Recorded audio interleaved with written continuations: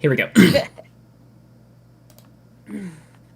Hey everyone, welcome to SkyPi News. So coming up, we are going to be talking about our very own fireball right here in Colorado. So nothing like that crazy stuff that no one could see over in West Virginia. This is here. This is local. We slept through it.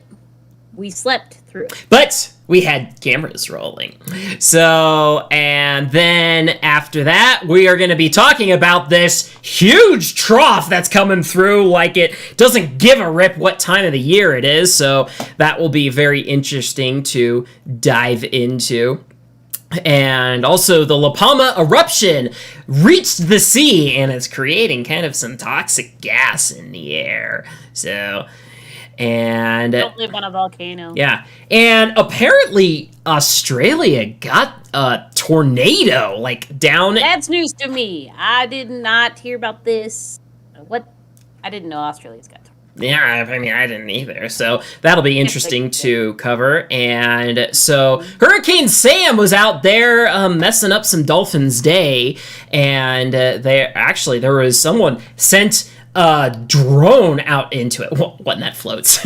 And so that's really cool. That'll be really neat to take a look at. And Nashville also got a bird fart tornado, like very close to their huge tornado that was a couple of years ago. So, and then we'll be covering an older video, but it just went popular in the last few weeks about how this farming family reacted to some gorilla hail. So that'll be interesting. And then we've got a few other things like twin tornadoes, fires, dust storms, that kind of stuff. So anyway, why don't we dive right into it. Before you get in, we already have questions. Are you storm chasing this Sunday? I will get to that. We've got a headline topic to cover for. Start off talking about that. You don't have to. No, we got a headline topic. We got to talk about that first. So, anyway. Let's take a look at this. So we heard it on the news, and so I went and about this fireball, and I was like, where was this? And so I checked Go16 over here, and let me cue this up and cut to it. Did you know what state it was in at the time? Yes, I did. Yeah. Mm-hmm. There we go. Am I aligned properly? So anyway, we've got the lightning detector up here. This is from October 3rd, and so dink, dink, dink, dink. So we got some star. And look at that! Look at that little dinky blip just west of Denver up there. So we're down in this area. So that would make it northwest of us. And I'm like, that's cool. So it actually shows the two, like, you'll see in the footage. There's like two blinks. So shows the blinks on there. We'll get to that. Am I giving stuff away? Yeah, so I was like, Amber, does your backyard camera face back there?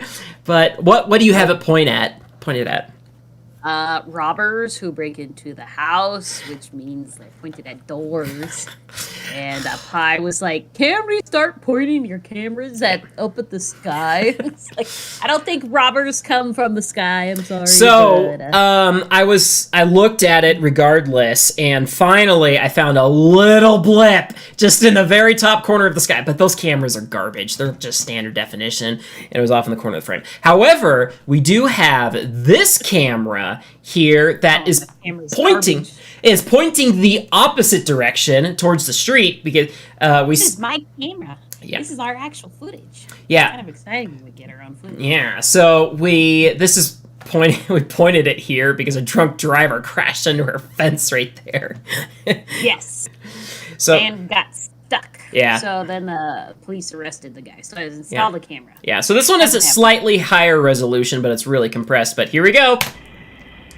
Dink! There it was! You can totally see that it made a shadow on here. And see, look at this house up here. That all lights up. And here's the shadow of the tree that the camera is mounted on. And you can see if we scrub through here, look at the shadow move across the sidewalk.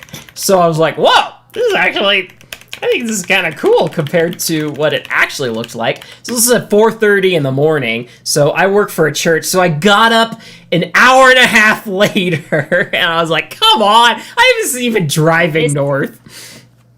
Look at my cool tree. You can see the outline of my tree now. That's a very dead tree. Yes, a very dead aspen. Mm-hmm. Firewood for the future. Fire pits. Yeah, so... Yeah, that's as close as we could get. Yep. Anyway, Amber, so why don't you read the article there from KKTV, one of our local news stations. Oh, wait, first, let's actually show you what the fireball looked like here for someone that, like, knew that it was, like, coming at... It's like he set up this camera for the fireball. Come on, how do some people do this? You need, like, a 360 security camera. Do they make such a thing? Was he just, like... filming the sky or something? No, he just has it of their yard, and there it goes. Poof, poof. There we go. So there was the big, bright part that... it was lower on the horizon than I expected it to be. So. Yeah, well, considering how far the shadows were casted on the street, I guess that makes sense. Yeah. So. Yeah, so my cameras had potential. I just told Pi we need to invest in a nice 360 camera, put it on the very smack top of the roof. And we could get all the astronomical things that happen out there. But you were like, we would need what kind of cables? We'd have to stream it live all the time. Yeah, something like that. That's what I'm all up to you for. Okay, so KKTV says, what a show over Colorado. We get kind of excited about fireballs here. We've had a couple over the last few years. And we talked about some of those on past SkyPi. So go back and look at those. Oh, yeah. Mm-hmm. A meteor lit up the sky. By the way, Pi, quiz time. Difference between a meteorite and a meteor? A meteorite? Is that what hits the ground? Yes. Yeah. Good job. Ding, ding, ding, ding, ding. Mm-hmm. So they call this a meteor, which usually means it burns up before it gets to the ground. People from the Denver metro all the way down to Trinidad. Now, Trinidad is an hour and a half southeast of here. So that's probably, 150 miles between the two. Had reports of the fireball. One guy in Trinidad said, I stepped outside just for a second while my coffee was brewing. Okay, this guy had to be up at 4:30 a.m. I don't know, he must have a crazier job than I do. Already brewing coffee, or he just couldn't sleep. I think our dad does that. Oh, I couldn't sleep, so I got up at 4. He's like, I stepped outside, because thankfully we've had some really nice weather here in Colorado. Ooh, and he's like, it all happened within 1 second. Just bam, bam. We saw the meteor from his Trinidad home. My thought was it was pretty cool. I'd never seen it. He saw it all the way from Trinidad? That's like South Colorado. Trinidad. Wow. Okay, this is a different guy in Falcon, which is just 10 miles to our east. A guy said, I've never seen it. I never seen it. I never seen it. That's an article straight from the website. I woke up and it was an instant flash. I actually talked to another friend in town. Her husband said he freaked out. The whole house just lit up. He was like, what is that? Because he knew there was no thunder. Wow, this is a solid camera. We need to get one of these nicer cameras. Like, that is amazing. Door. Is that one of those doorbells? Yeah, one of the doorbells. That's got some decent low light on it. Oh, that one looks like well, a nest. and it doesn't have infrared turned on. That's what our problem was. We had infrared on. Blue. Yeah, so one of my friends was like, thanks for telling us that there was a fireball last night. My husband's still freaking out about it and didn't know what it was. He's like, nobody's going to believe me. According to Bruce Bookout, a professor of the Pikes Peak Community College, a member of the Colorado Springs Astronomical Society. Ooh, let's become part of that society. This is called a fireball meteor. That's definitely a bull-eyed type. The string lingers for so long. It's like there's plasma that just takes so long to diffuse. Does anybody know what bolide type means? Because BOLIDE type.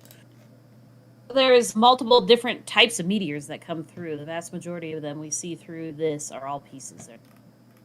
Blah, blah, blah. All pieces of comments that are broken up in the tail. So why don't you take over and I need to cough real quick. So I'm going to be... Yeah, sure thing. Oh, goodness. All right, let's see where the vast majority of what we see come from pieces like comets broken up in trails like it. That could be random pieces of the asteroid belt. Lookout tells 11 News these types of meteors are very common and are easier to see within our dark Colorado skies. Not to mention how clear they are. I'm glad to hear that. This has been occurring for thousands and thousands of years. They're normal small rocks that burn up. It's no big deal. This happens all the time, and it's very, very common. It's nice to find a good, pretty bright fireball. Yeah, it definitely is. Well, it just makes you thankful for our atmosphere that destroys things that come before hitting the Earth. But it's a little moment event, and it's over. Nothing lingers, nothing bad. It's just a rock. Anyway, so I could run and give an illustration of what a meteorite looks like, but I could do that while you continue to talk if you want, because I might have inherited one from Grandpa. Oh, goodness. Well, while you do that, I might just talk about the forecast here coming up. Can we talk about? I'll be back in a second. Okay, yeah, sure thing. Let me cue it up here, so I am trying... Oh, man, dang it, the College of DuPage went and changed their whole...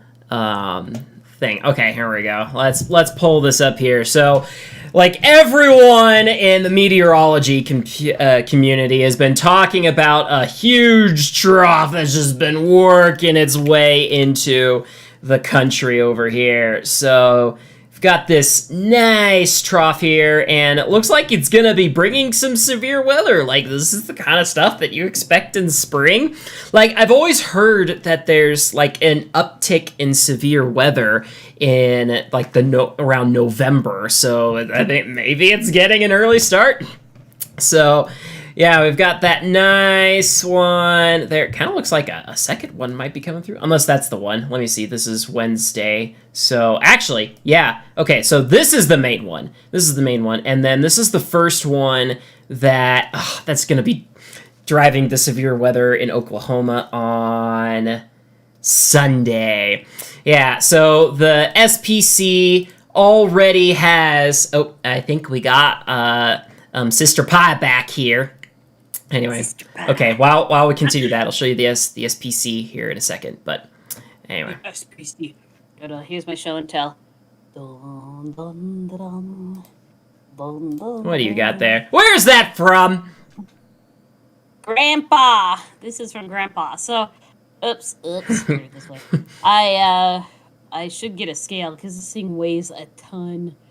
So this is, I don't really know the story about it. I think Grandpa just really likes rocks and collections and stuff, but this thing feels like solid iron, I tell you. And I weighed it at one point, and they're not cheap. So, anyway, that came from outer space. Wow, that's cool. That's crazy. Let's go find one ourselves. Right? I think, sorry, I booked the mic. Some people up in western Denver had one of these go through the roof a few years back. Or in the front yard or something like that. Just left a hole in the lawn. But this thing is heavy. Well, apparently you can just like go up on any flat roof and with like a magnet, and you might be able to find the micrometeorites. So that would be cool. Yeah. We should hide this in the yard for you, and you can take a metal detector. A metal detector. I no longer have that metal detector. Anyway, let's look at the forecast here coming up, and so like this is just like, I mean, sometimes there will be like little things that pop up, and maybe a slight risk here or there. So relatively quiet, and oh, interesting. That's kind of two marginal risks up there, but then there we go. So this is going to be a classic dry line setup here. They already have a 30% area for the day 4 through 8 outlook here, and I believe that coincides with an enhanced risk already. Someone's excited. But the problem is, like I said, I work for a church, and I can't be at 2 places at once. But on Sunday, though? I missed what day it was. Whoops. Sorry. Yes, this is a Sunday, and it would be perfect because then I could just car camp out there. I was nearly about to take the bed out of my car and the tripods off my doors, since now because the latest I've ever chased has been September. So, and so yeah, I'm probably gonna have to miss that one. I'm a little frustrated. So let's take a look here at what the where's moisture? Need to find moisture under here. Does the NAM have it? I don't normally look at the forecast models this far out, but surface, dew point, and temperature. Yeah, here we go. This is the NAM. All right, so we've got this going along here, and yeah, so very nice dry line there. It's a little bit more, at least the NAM is showing it to be a little more mixed up there. But here, let me pull up a better, what are they called? Quadrants. To zoom in. Oh, they changed their whole website on me. Why? Why would they do this to me? Select model run. They might as well do it now than during storm chasing season. I guess. Well, I mean, it basically is storm chasing season. But, so that's what's coming up there. And anyway, but the big show seems like it will be on Tuesday. So nothing on Monday, but then here, they've already got 15% area for, man, I'd love to just camp out there. So, but, so I will very likely be out there for this. I've got some cash saved up, so as long as the old Prius, it's at 240,000 miles, can get me out there, but man, I'm going to keep that car lasting as long as it can with the car prices that they're at. So before the car prices went up, I could afford a $5,000 car, but who knows, that I have to pay like $7,000 or $8,000 right now. So that is, we'll see about that. But let's pull up what they're saying for. All they're saying for us personally is strong winds. So we have high fire danger. Whee! Over the weekend. So Pi, you and I have to do like a fire pit tonight. Ooh, that'd be fun. I'd be down for it. I just bought brats. Let's see. I would not like. Let me see. It's a 40-mile-an-hour wind gust starting Saturday into Sunday as the storm front moves in. By the way, can we? I mean, you just showed us the forecast. Can we see it coming off the coast on Ghost 16? Ghost 16, the model. Maybe. Let me read this forecast here in a second. So, thunderstorms should first develop along the dry line across west central Oklahoma, with convection quickly growing upscale and moving eastward across the eastern part of the southern plains. Model forecast suggests a focus band of large-scale ascent and strong deep layer shear will overspread the development, with supercells likely. Supercells with large hail and wind damage will be possible. A tornado threat will also be possible as the low-level jet ramps up quickly during the early evening. Yeah, that's a problem with this. Well, I normally have this problem in March, but it gets darker easily, so there's not as much heating in the atmosphere. So, however, uncertainty still exists concerning the amount of instability that will develop and the type of storms that will form. If a squall line organizes quickly, then the favorite severe threat would be wind damage and large hail. At this time, confidence is in a severe event is great enough to maintain the threat area and add a 30% contour in parts of southeastern Oklahoma. So that's on Sunday. So for Tuesday, the upper low is forecast to develop around the central Rockies as the trough moves across the southwestern U.S. A powerful 80 to 100 knot jet is forecast by the GFS. That's what I was showing you before in the red.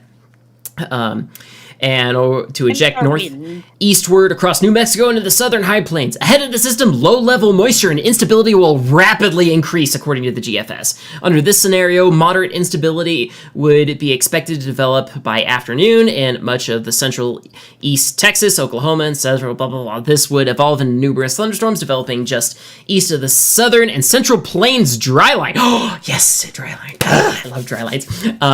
You should pull up Go 16 because it's very obvious. Well, yeah, if you want to read this. Storms will quickly obtain a severe threat and move eastward across the region during the late afternoon and early to mid-evening. Surface dew points in the lower to mid-60s. Ooh. along with moderate instability and strong deep layer shear would support supercell development. Supercells would be capable of producing large hail, wind damage, and tornadoes. However, the ECMWF, I believe that's the European model, is much slower with the upper level system. This would mean the event would be delayed either into the overnight period, or even into Wednesday. Well, that wouldn't be too bad. Across. That is your problem with storm chasing at this time of year. Sun goes down at like 5 p.m. Yep. If the trough is faster, then the threat area would need to be upgraded. If the trough is slower, then the threat area would needed to be added for Wednesday. Fascinating. All right. Well, over here. Pull up goes 15. Okay, 1 second. Over here, I've started trying to fix my drone, and I think let's see. So, my original drone that I flew into the Wyoming tornado, I was able to fix that. And so, but after about a year, while we were all at the beach, it started to give me this gimbal, and it just went berserk, and I didn't know what it was. I hadn't, flown it. I had literally just carried it, and so, and so I bought a new drone for this year, and of course that one, I tried flying into a tornado and it crashed before I even realized what happened to it, and so I bought a third drone. And that one, I went to go look for the old drone and then promptly crashed that one because the battery's getting a little old and it died at like 7%. It was a bad week. Yes, that one, I did get it to work, but then when I put it all back together, then it started smoking. So I tried using working parts from either drone, but I could not quite get it. I was able to get it at least stable, but it would not, the roll, it wasn't leveling. So I just ordered a new motor. Did you, how do you put fireworks in your drone? Because how do you get it to smoke? Didn't know drones could smoke. Anything with electronics and big batteries can smoke. Okay, boss. Yeah, so so once I get that motor, it should arrive on Saturday. Hopefully it will fix it. Otherwise, I'll probably put the motor in that is a little wonky, because at least I could get into the tornado. Anyway, now let's do some Go 16 on here. Yeah, it's a guess which one is the storm. Oh wait, I guess I can just tell. You can just tell. Let's do. Yeah, no. Just sitting out there. Oh wait, we probably want goes west, right? West. Yeah, here we go. I'll do this sector. Give me true color and 200 frames. All right, where up here? Is that what you're talking about? Oh wait, let's look at. I think this was today. Ooh, yeah, look at those, just sweeping along there. Trough. So then this is probably the first one that'll do the first dry line. I could verify that. Cold front. Yeah, I could verify that here on the GFS, except I can't figure out how to change the. Yeah, if you all just look at Go 16. Oh, select sector. There it is. Well, Go 17 is the western satellite, but we love to look about a week out, and you can actually see these blizzards and stuff. The low pressure systems start moving. Maybe. And you can start to see them perfectly in. This is okay. The first one it's showing down here, so that's a little farther south. I'm not sure that's. Oh no, I think that's it. Is it? I don't know. That's off the coast of Northern California. Yeah, I guess that's it. I guess that's the first trough, and then there's that nice little swirl. Low pressure sitting out there. Yeah. Mm-hmm. Can I just do full disc? It's fun to see, like, when the actual blizzards come through in the middle of winter. We'll see them way out there in the ocean. Blip, blip. All right, we got to move on. We've got a lot of other stuff to cover here in the dock. So, you all enjoy that cold front, because I think we're all going to feel it. I think our first frost date is going to be on Tuesday. Yeah, oh my god. All righty, let's pull up I think everybody's feeling cold. Let's see if there's a live stream going of the La Palma volcano. See what it's up to these days. It's been a few. Ooh, yeah, there it is. Still going. 2 weeks later, still bubbling away. So this thing has finally made it to the ocean. Well, I mean, a week ago it made it to the ocean. And so I feel like it's been 3 weeks. I'm gonna have to look that up. But La Palma. Okay, keep talking. yeah, so here's the live stream. So if you guys just want to play it for you know, some light viewing, then there you go. And listen to the sound because it's still impressive. Yeah, it started to erupt on September 19th, so I think it's been 3 weeks. Gotcha. Or has it just been 2? I'm not looking at a calendar, so. All right, let's pull up the map here, this same website that, wait, no, let me configure it first a little bit to show us where the lava flows have gone to. Okay, so this is what we saw last time. And right here, so we've got, we had this initial lava flow and then one went around this. So this was on September 19th. And so here's September, 22nd? Yeah, okay. Okay, so this is the 22nd. So 22nd, it made it a little farther, and there was a house that was like... survived. It was like the miracle house. Yeah, I'm trying to figure out where that was. Probably smack in the middle. Over here, maybe? This is kind of tough because there's some other houses, because I thought it was... They may have updated these maps. But, so yeah, it's starting here on the 22nd, it's creeping, looks like it crosses this major highway, and so the next day on, why can't I see what, oh yeah, 23rd, so the 23rd hasn't made it any farther. Ooh, okay, is it, expanding back here? Oh yeah, so interesting, this flow on the side is expanding, so... Yeah. Yep. On the 25th, goes a little farther, and it started to cross the highway. And so we keep going. This is the 26th, and the 27th, then it just spews out pretty far after it crosses the highway. How far is the ocean? Ocean's over here. We've got this caldera. And so moving on to the 28th. And the 29th. We were talking a few weeks ago. But there it goes.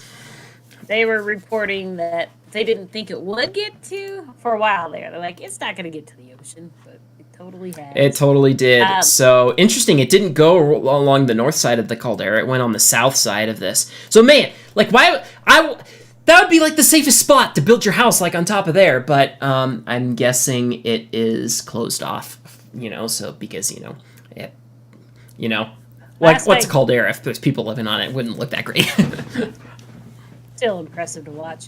Last I saw, it was over 1,000 houses now destroyed, which is crazy. And that was probably 3 years ago, so I haven't looked up the last of... Look at this. Gradually, it's talking about how many houses. So another one opened up farther north and started streaming down. So these houses, they probably thought they were in the clear. Because the whole eruption is happening down here, and it just... Well, I think we watched that one live. Was that the one that we were watching live? The one that popped up there to the north? Well, and as we were reading about La Palma, or our Pi Dad, geologist dad, talked about how this typically starts to erupt in La Palma, and it collapses on itself as it erupts. And we actually saw that. I wish we could have recorded that clip, but we saw a new eruption, and I texted Pi saying, look, there's this new fountain just opened up. And then it just started to, this lava spewing, and just the hillside collapses underneath it, and it starts coming down. So I think that was that little offshoot down there. Gotcha. But that shows 4 or 5 fountains, so... Yeah, and that hill seems to be, like you said, you called that hill a cauldron. Caldera. That's a caldera, so the lava's going around the hill. This thing's not responding anymore. There it goes. This website isn't the most efficient. So anyway, we've got an article here about the toxic gas that's being spewed. So from the BBC. Yeah. As soon as it hits water, apparently the water vapor, it's a bad combination. So it says lava from the erupting volcano in Spain's La Palma has reached the Atlantic Ocean, which we know raising fears of toxic gases being released and explosions. So just the heat. Oh, speaking of explosions, this is one that we didn't cover last time, but so this is shortly after it started erupting here, and it just goes boom. Just tricky. That's when you cover your ears. Yeah. I'm not sure if the video is synced. Oh, maybe that was it. Boom. So it wasn't too loud, but that was right after the day or two into it, because I remember showing that to our parents. But clouds of white steam were seen rising from the red-hot current made contact with the water in the Playa Nueva area. This could trigger a chemical reaction which can irritate the skin and eyes and affect breathing. Hundreds of homes have been destroyed since the Cumbre Vieja volcano in the Canary Islands, I'm sure I butchered that name, erupted on September 19th. Around 6,000 people have been evacuated as the lava was engulfing homes, schools, and some banana plantations. Poor bananas. Not the bananas! On Wednesday, they estimated that the lava had covered 267 hectares. Hectares. I take it that's like an acre? Never heard of a hectare before, or 2.7 square kilometers. Here's the miracle house that people were following, but it just gets completely covered up too with the rest of them. The family's anguish as lava destroys the miracle house. You could hear the volcano rumbling in the background. The lava reaches the ocean. Yeah, so this briefly talks about people watching. It survived, but most of the reports I said is miracle house survives for now. Oh, this is that caldera. Wow, it looks taller there from the ocean. That's an impressive picture. Look at that. It's just a glowing river of craziness. Now, when Kilauea erupted like 3 years ago, they said the lava in the ocean extended the island over a mile out into the water. A mile? Mile. It gave the island a whole mile new of land, and that's just the length of it. Let's see. The lava reached the ocean late on Tuesday last week. The Canary Islands Volcanic Institute tweeted the footage broadcast on the local TV showed a river of lava pouring off a cliff into the water, triggering plumes of vapor and gas. These are also fears that parts of the shoreline could now collapse, triggering explosions. 3 coastal villages were earlier locked down in anticipation of the lava making contact with the water. Residents on the western coast have been told to stay indoors, seal all doors and windows with tape and wet towels. Wow. Look at these photos here. I don't know if these houses still exist. I'm just looking at... There's the miracle house. That's just... It's such a tiny house, too. Yeah, the lava is now consumed, so I think these buildings were spared. But... Can you imagine taping your house shut so the gases don't get in your house? Ugh. Goodness. They're also... I read that already. So, yeah, they told people to seal their doors and windows with tape and wet towels to keep from the fumes getting inside. The eruption has not affected air quality, which is perfectly breathable. The Spanish government has declared La Palma the most northwesterly island on the archipelago on the North African coast, a disaster zone, pledging the financial support for those affected. Now, today, can we jump to this real quick? Today, yeah, sure. I sent you a link, Pi. I'm not sure you've even looked at this yet. What? There was a cool little phenomenon that happened over the... What is this? What are you sending me? This is a satellite view. And I've been trying to watch it on Go 16 to see if I can see the eruption So happening. is that from AccuWeather? This is from AccuWeather, yeah. So you have to scroll down a little bit more. I've been just re-showing some footage from when it first erupted. Let me send the link. Send links. What the? Picture. Yeah, this is cool. I sent it to Pi today saying this is fun. So let me pull up the article here too, because they have an explanation for this. This kind of sounds like this would be a great science project for your kiddos. Oh, there we go. There's some Ghost 16. So weird. All of these clouds are coming in, and then they're just that's cool. fizzling. Oh, that was pretty. Yeah, it's from right here in the article. It's a GIF. It's really cropped in, but they explain it as being the air was super calm that day. Wow. This was on Thursday. The airport was closed for the second time in 2 weeks as ash and dust accumulated on the runway. All right, let me find where they talk about. Their explanation of this is called gravity waves. Right, which we get all the time here in the U.S. When they occur when the air is displaced from a calm state. Perfectly calm. So, do you think this happened first thing in the morning? Because that's usually when I think of calm air. Oh, maybe. As this air is pushed upward, it wants to sink back down in order to remain in a state of equilibrium. State of Duff. It may take many up and down waves for this state to be reached. In this case, the waves were made visible by clouds forming as the air rose and became moist, creating a repeating pattern, like seeing the ripples of water after dropping a rock in the pond. The volcanic eruptions aren't the only mechanism that can create gravity waves. In the atmosphere, the stone disrupting, like in the water, the stone disrupts water. Otherwise, calm or stable conditions can be severe thunderstorms, winds blowing over the mountains, or cold fronts.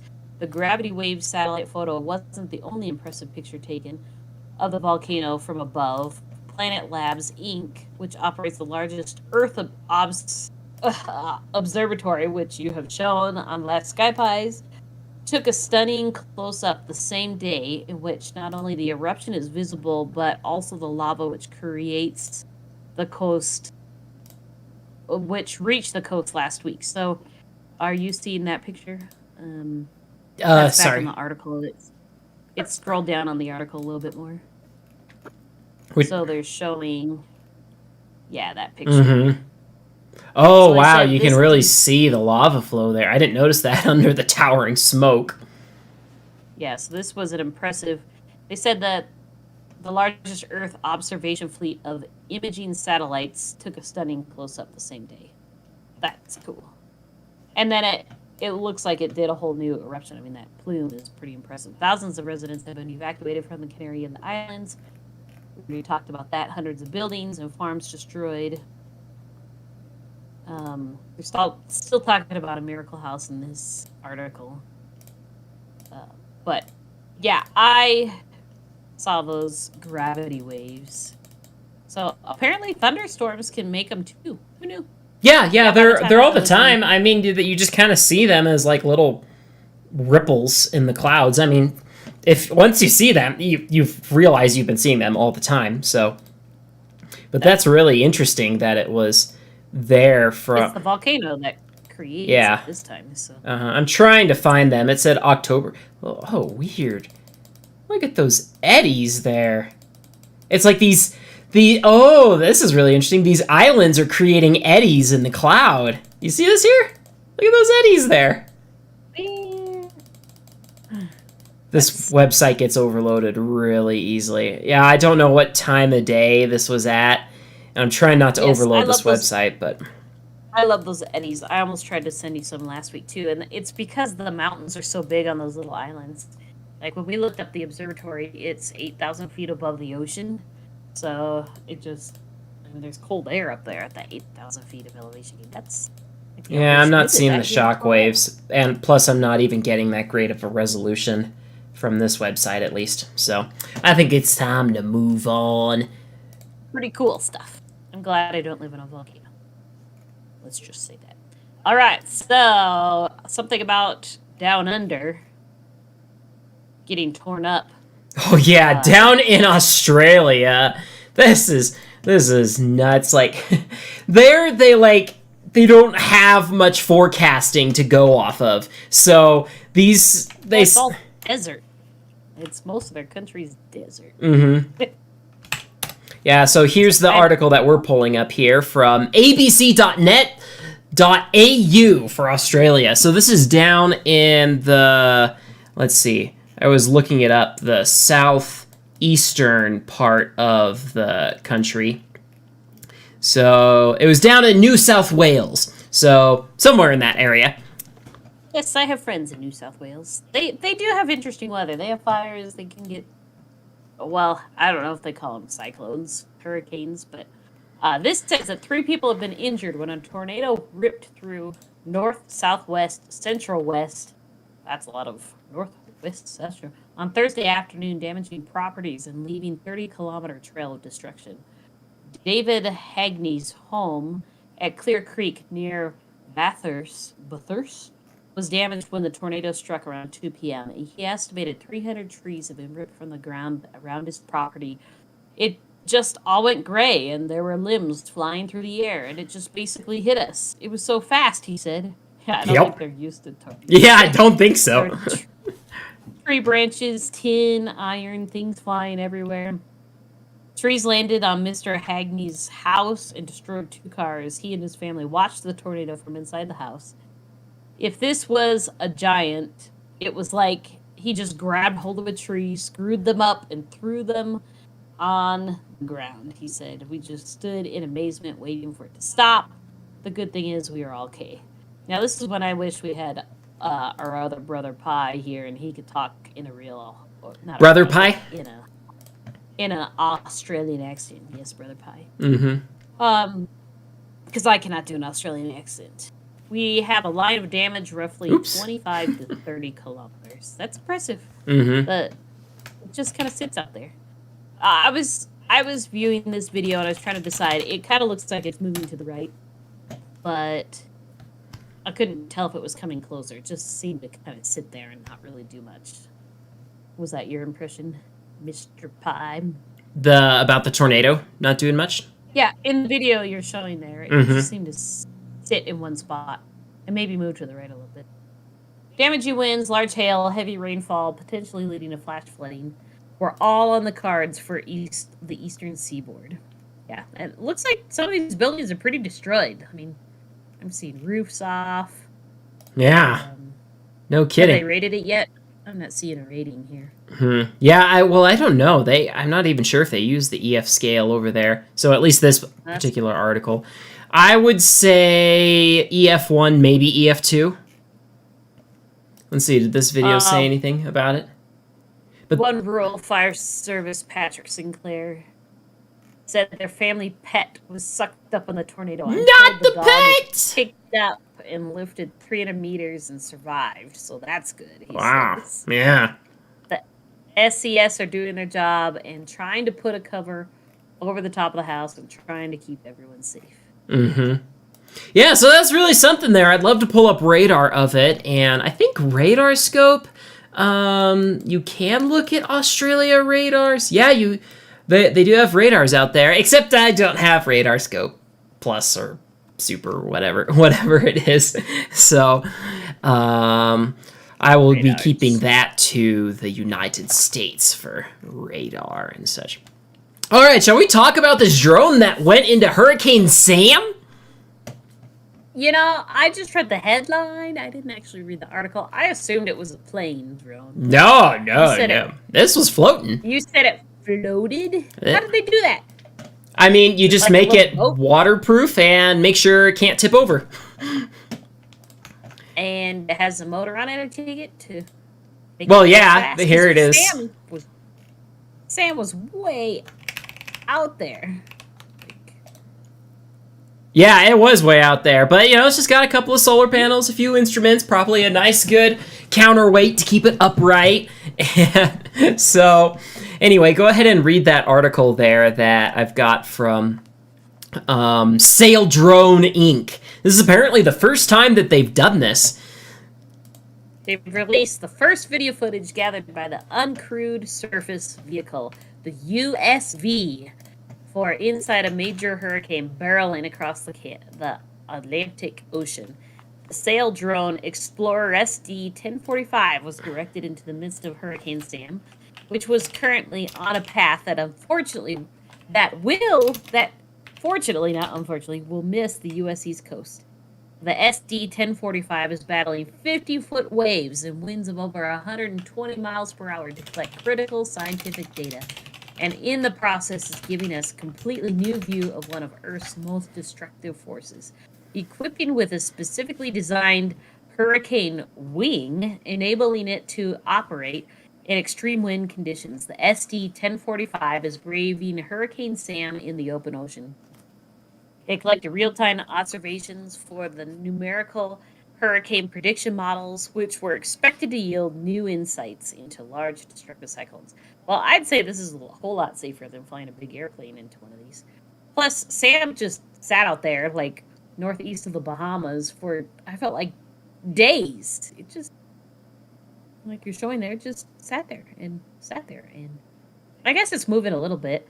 I never read if it was like 10 miles per hour or whatever. Yeah, I mean, this is like over 10 days, and oh man, that would have been so many GIFs to download from the College of DuPage. I'm so thankful for Houston Hurricane / flight simming here for this video, and we're finally getting along the islands of North America here. This is still southeast of the country. I feel like it sat there and then poof, and then it was gone. So I wish we had an animation of the day. This was not poof and it was gone. This thing kept swirling long after it lost its hurricane status. Well, yeah, I mean, I guess I skipped a day of watching it on satellite, but then it was like, where did it go? Did it go up? I'll show you where it went. Because it was there and then it was not there. I'll show you where. Once this is done playing here. Look at this, it keeps going. Finally, it's going north and curving off to the east. Bye, Sam. Bye. Yep. It's nice knowing you, Sam. Wonder what fish think of that whole thing. Bye, Sam. Woo. Fish too. Fish, you mean the fish in the ocean? Yes, the fish in the ocean. Like, particularly the ones that breathe. So, yeah, so this is all that remains of it. Just a little bit of swirling up there towards... Yeah, that's when I saw it. So last I saw it, it was like kind of out near the Bahamas. Then poof, it was all the way north. So I want to know how it got up there in like a day. Those were the two animations I saw. Oh man, this loop doesn't go back super far. Probably should have downloaded it sooner. But yeah. What amazed me this year was actually watching the low pressure system sit over the U.S. and reading some of the forecasters. They said low pressures would go out in the ocean, they become a hurricane, and then they come back and hit us. Oh, shoot. I just realized you haven't been on here. Let me just close radar scope because that was covering your face. Sorry, continue. Well, you know, I could see myself. I wasn't missing myself this time. But like, just the idea of a low pressure system that causes thunderstorms in the U.S. goes out to the ocean, becomes a hurricane, comes back and slams us. Like, I think that was one of the explanations for Elsa or one of our earlier hurricanes in this season. I was like, what? It was just a normal little low pressure system, and that became a hurricane. Yep, Which makes sense because we have these low pressure systems in winter that become Cat 2 blizzards. They pretty much call them. Now we know. It's like the low pressures form and they keep going all the way across the world. Yep, you can thank the Coriolis effect for that. I mean, Jupiter has crazy Coriolis effects. Yeah, let's see. That 10 times fast. Tell me more. But anyway, we got to talk about this bird fart of a tornado that was over in Nashville. Why do you start talking about bird farts? Bird farts. Oops, I do not have the link here, but you can go ahead and start reading it while I pull it up. National Weather Service confirmed an EF0. How is it called a tornado if it's an EF0? It's just just a wind rating. In Wilson County Sunday afternoon, News 2 viewers sent in videos of the spin-up, which I would assume is just a spin-up. Yeah, I could pull up these videos for formed near I-40. Josh Barnwell, a lead forecaster in Nashville, says that the Sunday's tornado was weak and brief and no structural damage occurred. Another tornado in Port Tennessee? Oh, I kind of remember this day. You were like, what are the tornadoes in Tennessee? I know, they didn't even have a marginal risk for this day. It was all the light green generic general thunderstorms. But yeah, so it's just this nice spin up. Like, there's tons of motion, tons of rising scud there. And this guy's just driving this is I-40, so I've been on this interstate. And I'm not seeing it. Oops. Well, I'm very thankful that you asked for it, but yeah, here it is. So this guy's just driving down I-40, and he knows something's up. But I mean, that almost looks like a lane spout, but yeah, that's the crazy thing about it is like it's definitely a tornado. This is a rotating updraft, but I'll show you guys the radar here in a minute, and maybe we can see what you guys can think of it. Barnwell says he likens it to a small-scale whirlwind. That's how light it was. You could get this too. You can get these quick little spin-ups, kind of like when you're walking down an alleyway and you see a paper bag spinning around. Non-supercell tornadoes. So yeah, sounds like a lane spout. Are typically weaker, briefer than their supercell counterparts. Often this type of tornado debris falls around him. Is not picked up on radar. So was this on radar at all? Kinda. It's right next to the radar site. So yeah, he was.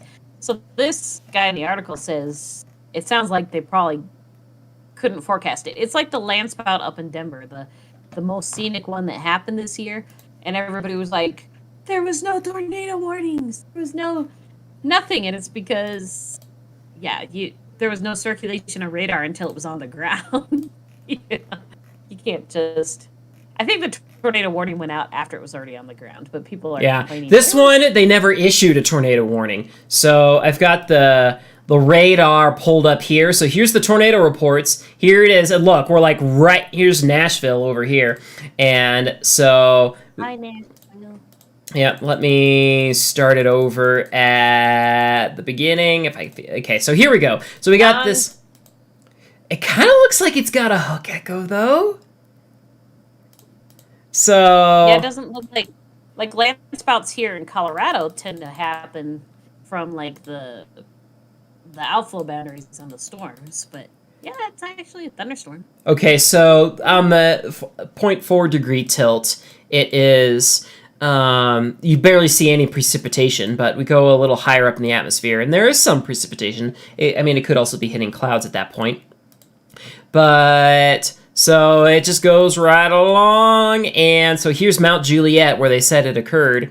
And there's the first tornado report on the south side of the interstate.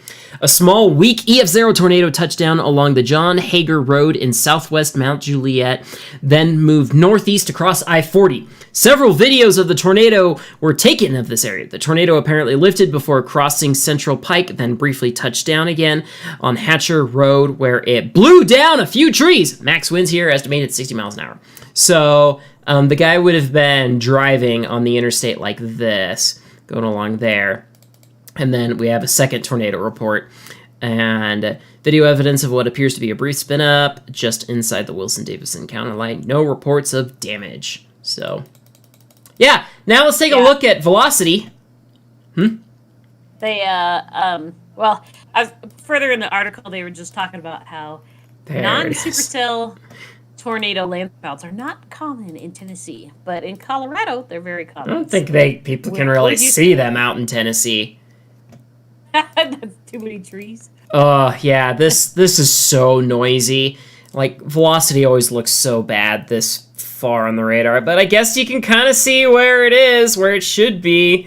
I mean, amidst all the noise. Close to the radar. I mean, close to the radar? Yeah. Going up in tilt doesn't really help anything. Well, maybe. Actually. You're pretty close at a 4 degree tilt, Okay, yeah, I'm seeing it now on the 4-degree tilt. So I'm guessing the radar is seen below the storm at that point. And so it's only going to pick up on precipitation. But there we go. Yep, that's totally it. You can now see the rotation there. We don't get very many frames of it. Yeah, so that's really something. Was that a storm chaser who caught that? No, someone on the interstate. Someone on the interstate. Let's see if I can pull up the SPC archive here and see if I can find the tornado reports. Is there anything else to that article that you have there? Not really. They're just amazed that, like, if there's a tornado in Tennessee, it's going to be a supercell. It's not going to be this little bit up, so... they aren't unheard of, they said, but most likely to occur during the spring or fall months when there are greater differences in temperature. We can have days where the high temperatures are 50, but the sun can be out the next day and it can be 70 to 80, so we're kind of getting that hot cold thing going, which we're really used to. Yeah, here's Colorado. Here's the reports. That day and night. So we actually had some blips all up in Illinois and in Michigan too. So there's the 2 tornado reports down there in Nashville. So that's really something else. Yeah. Well, in Port Tennessee, I mean, just south of there, Alabama. I don't think this is on your list, Pi, but there's some flash flooding just south of there too from a little storm system that just sat out in the ocean. But I'm just randomly on weather.com, and they're actually saying that at least 4 people have died in Alabama from right. floods that are occurring. Yeah, that was that's right. There was some tornado probabilities from yesterday. Let me see if I can pull those up here. And they're saying a child, unfortunately. Okay, so yesterday, so some wind reports. 1 tornado report. An EF1 tornado touched down on the north side of Crossville near the Obed River and moved north. Okay, blah, blah, blah. Yeah, wow. Yeah, so there is a 5% area down here. They issued a tornado watch. I think this would have been in the very northeastern part of it. But yeah, there was a 5% chance, but there were flood warnings everywhere. I tried to screen capture it on radar scope, but I recorded at a very small bit rate, and it looks like garbage. So it just was thunderstorms, right? Thunderstorms. Thunderstorms going through the area with 2 trains. So they're saying, unfortunately, the deaths from this are mostly flooded out vehicles. So as they say, turn around, don't drown. Yeah. Yeah. Hi, turn around, don't drown. They said, unfortunately, a 4-year-old died in flash flooding in Arab, about 25 miles south of Huntsville. Just swept away from a flooded car. That's so sad. And then the death toll reached 4 this afternoon. So yeah, that's tough. Like, I don't know what you do if your house is flooding. Do you get in your car? Do you drive away? Do you try to get elsewhere? If your car hasn't flooded yet, I would try to get to higher ground. Yeah, someone said, this was the chief fire department. They said the vehicle was immediately picked up and pinned against a guardrail, trapping the occupants. Rescuers were unable to reach them. That has to be... God bless our rescuers who have to deal with that kind of stuff day in and day out, because, man, that's a tough job. But the reason why I was on weather.com is I was... one of our viewers was asking about some of the other hurricanes forming. Potential hurricane potential out in the ocean. So we'll cover those once they get closer. I'll leave that to the forecasters. I was trying to be proactive and look it up, but you can move on to the next topic. Yeah. We are monitoring Invest off the Carolina coast. They said Invest 92L. We'll keep an eye on you. Next SkyPi. Yeah, sure thing. Let's talk about this video. How did you find this video about this farm that caught this gorilla hail? So it got popular around like September 25th, but this was uploaded a month ago. And so this is I think I was just surfing Facebook one day, and this lady has a great accent. She's just talking about normal day on the farm. Yeah, you guys gotta watch this, because here she's like filming the thunderstorms early on, and then they get a little closer, and she's like trying to put like the camper away and whatnot, and then hail starts falling, and this is when she's like panicking. She go ahead and read the what she wrote there on Facebook. Oop, you're muted, Amber. So he says that well, we've had okay, go ahead. I had to mute because a big helicopter went overhead. Well, we had a very exciting, expensive afternoon. We were very fortunate no one was injured. Jordan Christman was still out checking crops and other structures. We were so close to the house, but I felt it was safer inside the pickup. Then all of us, now I should be saying this with a sun accent, then all of us were running for the door. I had one, no, not gonna try. I had one stall open in the garage, but didn't have the opener inside the pickup and didn't dare to get out and have one of the kids open the door. Bam. So this lady was at the garage, had no opener. I'm pretty sure one of those big hailstorms could have killed someone if it hit him on the Sure. That, or at least give you a concussion. One of the kids was in tears, worried about the horses. I was sick to my stomach. Tomorrow I'll go check out on all the cattle that were in the storm's path. Hail is a major part of our summers, and usually we lose multiple fields every summer. That's sad. Wow. This one was later than usual and very large hail. On September 25th, 2021, this video had reached many people that do not know us or had never followed our page before. This storm started northeast of us 40 miles and was predicted to move southeast to come nowhere close to our farmstead. Instead, it backed right up on top of us. Our close neighbors all experienced some hail, but not close to the baseball-sized hail that we got. Hindsight is 2020, of course. I wish I would have put the horses away. We were going to do that after helping the guys finish putting the equipment away. When the hail hit suddenly, there was no way we could get to them. We were very fortunate. They were not permanently injured, but for those that don't know, horses are way stronger than humans and can survive all types of weather, including hail. Thank you for everyone. Yeah, so they just had to sit in the car watching their car get destroyed. Yeah, what a day! What a time to forget your car opener. Well, they said they just thought the storm was going elsewhere. Yeah, so the storm. Don't have radar scope. Download radar scope. So the Storm Prediction Center here had a slight risk issued. I was keeping an eye on it. I remember this day. I was keeping an eye on it. And they had issued 5% tornado probabilities. I'm like, okay. And this was August 30th. Which storm was coming ashore at that point? Do you remember? 30th, was that Elsa?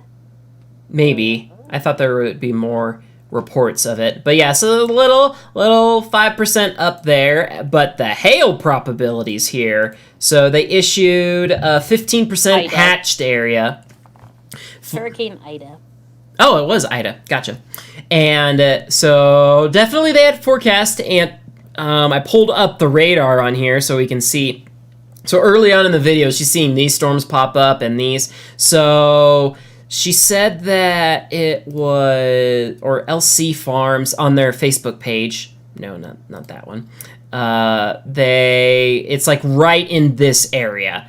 So we've got this storm. She says that it looked like they were kind of going away from them, but it was still moving. And you can kind of see how the upper level winds are moving up there. So early on, someone reported 2.75-inch hail up here.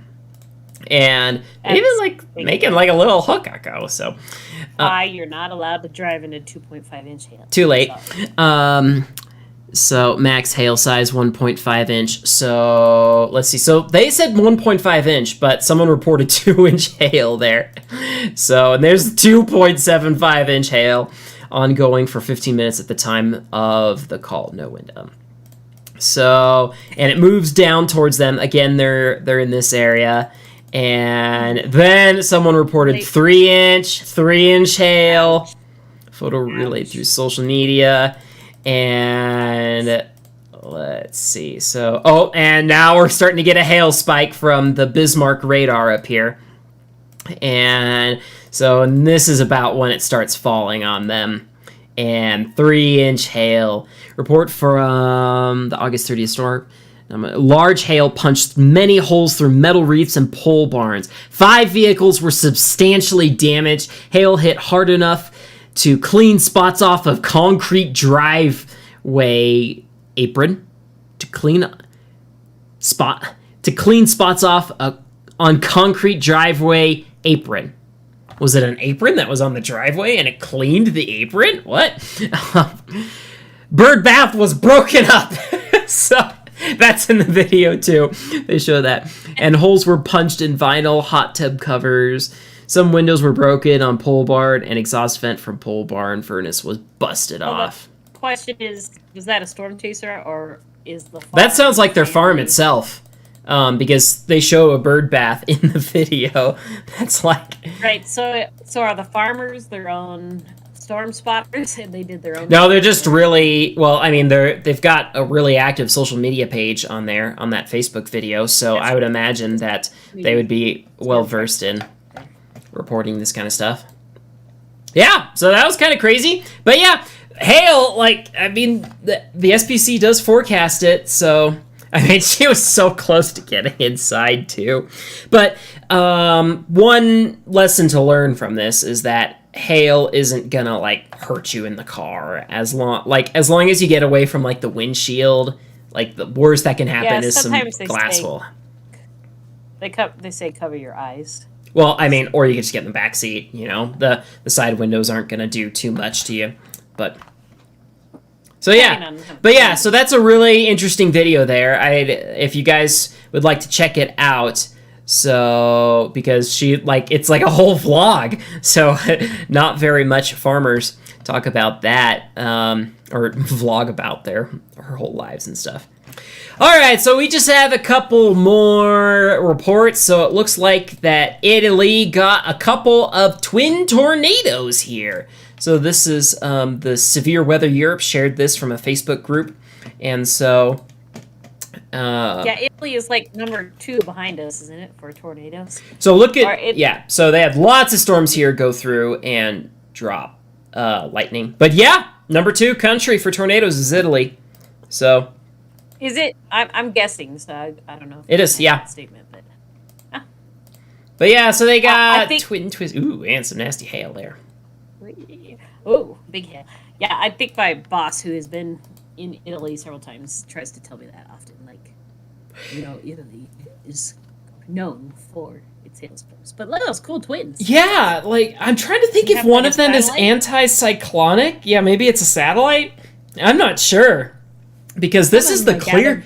Here's the whole clear slot up here, so I would imagine that an anti-cyclonic tornado would be over farther north? Depending on which way the storm's moving. It almost looks like it's coming out of the top of the wall cloud, which is weird. It's like the wall cloud is rotating and then... Yeah, so that's bizarre. So, and back in our home state in Montana, there was this a fire that erupted over there, and someone got this incredible photo here, and like the size of the mountain is all on fire. Yeah, like Lewistown's about 2 hours from my parents. We've driven through there many times, but I haven't heard what kind of damage it's done. Yeah, I mean it's nothing compared to like what the fires in California were doing, but so that's quite the plume. Like that must have like just erupted like within the last hour from the summer. I've seen that plume before, and you look at that, and you're like, they're not gonna get that out today. Mm-hmm. There's like quite a few smaller fires that can be around you, and you're like, they can get that out today. Ooh. Yeah, so this is from one of our friends that still lives up there in Montana. So she shared this video, and just all of it glowing there. So that'd be kind of freaky to be driving on your way back. Freaky. Oh, she should have recorded for longer. Does she live in Lewistown, or is she just driving through? Was that her? On the way home, so she may have been on a small road trip. I don't know exactly where she lives now. So. Yeah, that's pretty freaky. That's when Montanans and Coloradans, especially with us facing critical fire danger this weekend, we are thankful for when the snow comes. So last year in Colorado, we had fires threatening Estes Park right up until the first snowfall. Like, the snow is what stopped that fire. From all of Estes Park had to evacuate. We had friends up there, and a snowstorm came through and doused everything. And it was like a thick 6-inch snowstorm. It was awesome. So, pretty cool. Lots of weather to talk about today. Oh, Yep. Are you down to the last one? There's one more quick one here. Look at this haboob over. I don't know where this is. Is Kyrgyzstan a country? Kyrgyzstan. Here it is. Look at this thing. Like, that's just like, I mean, there's haboobs, and I guess there's creepy haboobs. Like, that is just freaky. You can see the storm that's erupting behind it. It's a different color sand, or dirt, whatever you call it. Mm-hmm. Yeah, that's creepy. That's like the Voyage of the Dawn Shredder, where they're on the ocean trying to get rid of the dark mist over the water. That's what that reminds me of. Were there any video of the actual sands? I would assume that would turn everything dark, like night. Oh, I imagine. I don't. Yeah, this just showed up in my Facebook feed, so I saved it. But how'd you find that? I haven't. Join the Storm Junkies group. People post a lot of great new stuff in there, so I find a lot of my stuff there. So, well, I guess I better join a new group. Yep. Now I know. All right. Did you go over? You pushed me off to the end. So what are you planning to do storm chasing wise? I know you discussed the trough a little bit. Yeah, so definitely I'm going to be chasing the Tuesday event. So that is, as long as there's a 5%, if for some reason they only issue 2%, that I'm sure I won't bother. But 5% usually will be enough for me to get going. And then that's when I usually start diving into the forecast models and seeing what they're doing, like the day of kind of thing. But that first trough is the one that's hitting like Sunday for us. Yeah, I think so. I'm pretty sure that's the one. So, yeah, I would love to have that. We're supposed to go from 77 degrees on Saturday to a high of 59 on Sunday. Yay. That's not too bad. That's still summer. That's the high. The low is going to get down to 29 on Tuesday. Now, this is what always happens. Pi leaves to go storm chasing. It snows here. I'm stuck, like, in the freezing cold, and he's like, what cold? It's like 80 degrees in Kansas today. So, it's not snowing, but it might be time to fire up the fireplace, and I do love sitting by my fireplace. Nice. But I guess we could start by sitting by a fire pit tonight. So we'll see. On the back. We'll see if I can keep chasing on Sunday. I've got about $200 worth of gas money, and after this last season, I just completely drained my car repair fund. I spent the last of it on some new glass, which is way more expensive now because all the raw materials are going up. And so we'll probably keep chasing. I'll probably keep chasing on Wednesday if there's something to chase. If it's not too far into Dixie Alley.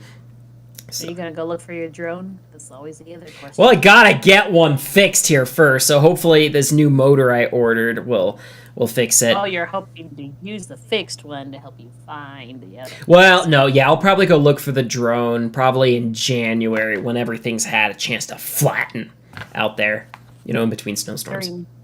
That's when, blizzards happen. So anyway... To recommend a video for you guys to all watch, you should totally check out on the National Geographic Storm Rising, where he follows Reed Timmer through the 2020 storm season. We haven't watched that yet, or did you watch it with us? Yeah, I waited, but I finally watched it today. So. Come on, you could have waited till tonight, free night. And so this one they follow a few other chases here. I would say in terms of production quality, it's like if Discovery Channel Storm Chasers is up here and Reed Timmer's own crowdfunding show, I forget what he called it. And this is like right in the middle, so it's a bit slower. In the first premiere, there's not like any, there's like no drama, thankfully, between him and the I forget his name, Mike, that he partners up with. But I hate your guts today on the road because we've been stuck in the car for 12 hours. None of that. None of that, no. So they definitely captured how frustrating the 2020 storm chasing season was. So, but of course, the producers had to push in there how climate change is causing all of these lame storms to appear and from the 2020 season. But I'm sure as they start getting into covering hurricanes that there will be a little more. They're not, those hurricanes aren't so lame, so we'll have more oomph behind it. Mr. Tilly, I'll call you later. 2020 wasn't frustrating. Yes, it was.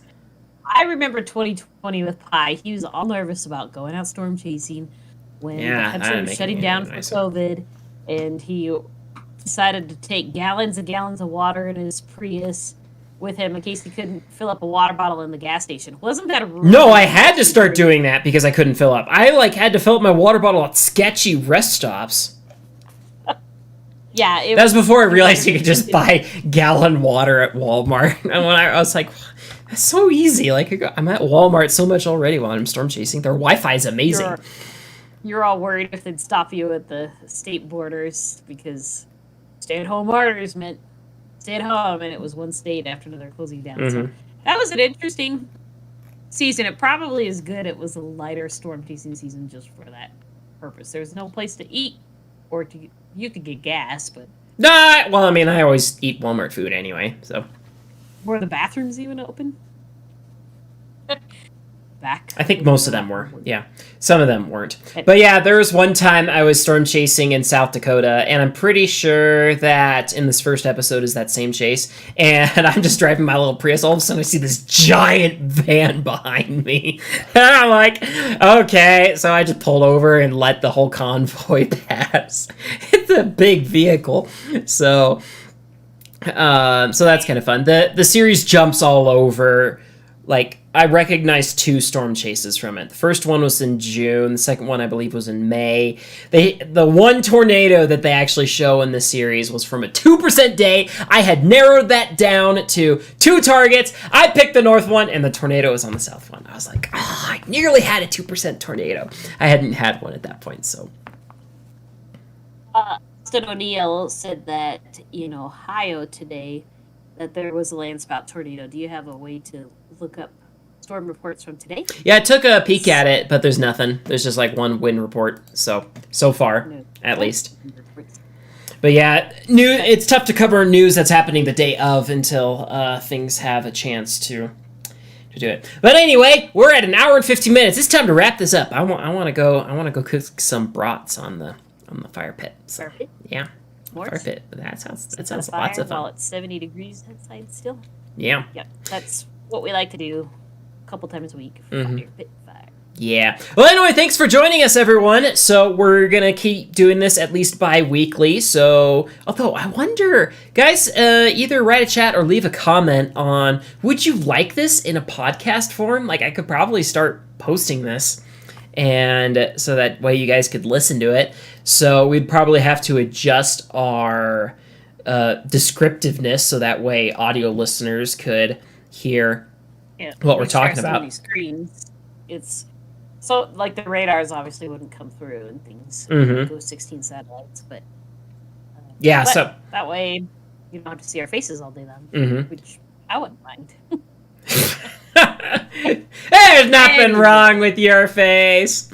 Anyway, hey, someone said our mama did a good job. We look like twins, and yes, we've been told that before. Actually, someone thought that Pi was my son. Someone at the gym. Oh, okay. I mean, you're the one that keeps bringing that up. No one else is. I mean, they're not. Other people do think we're twins. So, thank you, us Hansons. We do all look alike. So, all right. Anyway, we better say goodbye for now. Yep. All right. Thanks for watching, guys. See ya.